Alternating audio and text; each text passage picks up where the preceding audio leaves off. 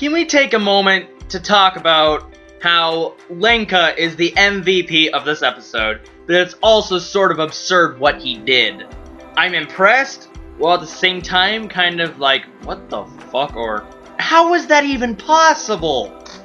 But overall, I'm still like, I'm amazed at Lenka because although he has a hole through his stomach, he has a hole right through here. Straight through. And he managed to, after waking up in the river, carry his Goddard and Alisa up a cliff, and like up a steep kind of cliff-ish area,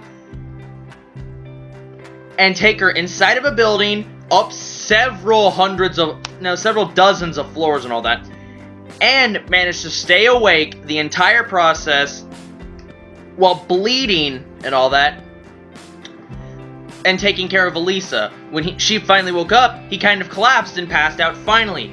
Then, Origami comes in there, after smelling them out and tracking them for a while. He comes in there, and Lenka tackles the Origami, knocks him down, hits them around with his broken Goddard, and then he's forced to jump out of the window with Alisa and his Goddard, and they go down and somehow manage to like break through the floor or something and continue running.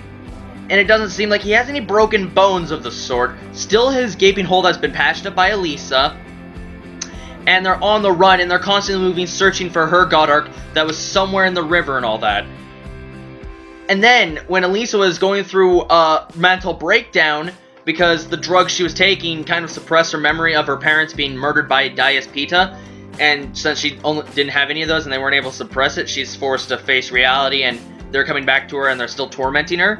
He protected her against 11, I counted them, 11 fucking Origami with a dead Goddard.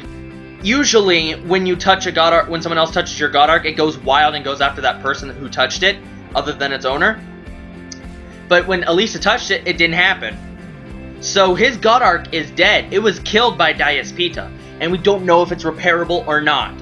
God Eater Episode 6, Lenka's the fucking MVP, because he swung his broken Goddard, his broken tool, around and started beating the living hell out of the Origami while Alisa was staying in the middle of the river. Hers was completely functional and all that, but she was having a mental breakdown.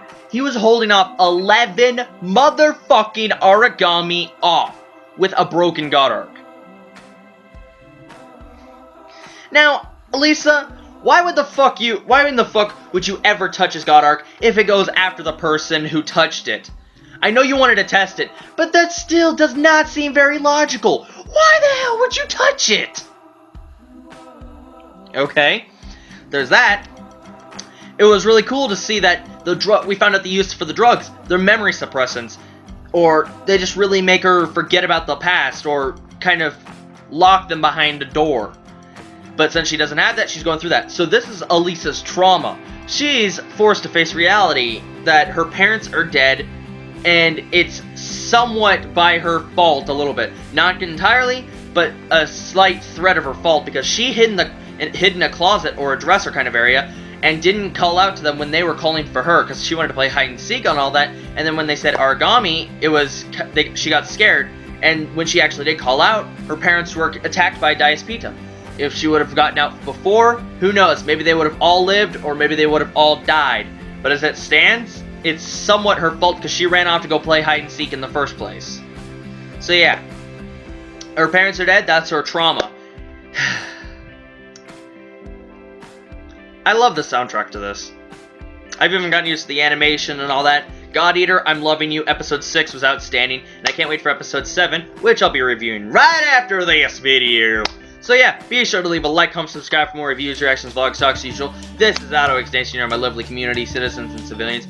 I'll see you guys in the next video. So, be sure to have a good day, watch lots of anime, read lots of manga, follow the links down in the description, which will take you to God Eater, so you can check out episode 6. Go follow me on Twitter. I highly recommend you do so. And if you check out my channel, there'll be a link up at the bottom that'll take you to Facebook where you can add me. That's right, add me on Facebook. So yeah, I'll see you guys later. Bye-bye.